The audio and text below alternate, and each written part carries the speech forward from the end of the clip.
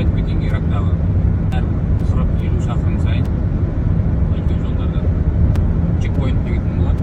Именно военныйлар, МВД-нің адамдары тұрады, тексереді. Месіңдер деген өйтіп қатты тексермейді, бірақ шетелдік азаматтарды, мысалы бізді тоқтатып қойып, паспортыңды несіне старшина алып барады. Старшина қолын судықке түсіреді, біреуге звондайды, жіберейін ба, жібермейін ба, а былай машинаны тексеріп, кім бар ішінде, кім жоқ, ұзақ сұрап, ондай жоқ.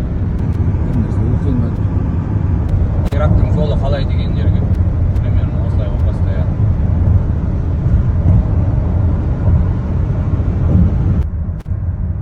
Жаңа постта тоқтатып 25 минут уақыт ұстап қалды. Келіп, паспортты берген кезде кешірім сұрап, суын беріп, бізде солай болу керек, тексеру болу керек, кешірім сұрайым, жолың болсын деп.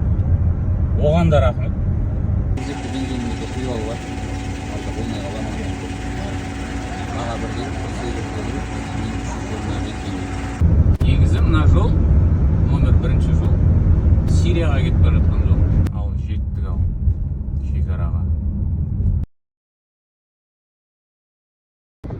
Иорданияның шекарасында дымын қалдырмай бәрін сыпырып алды.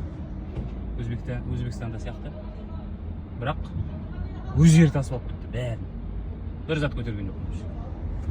Енді қалай салып береді маған. Менің дүниемді қара далада жатқан. Өз бәрін салу керек.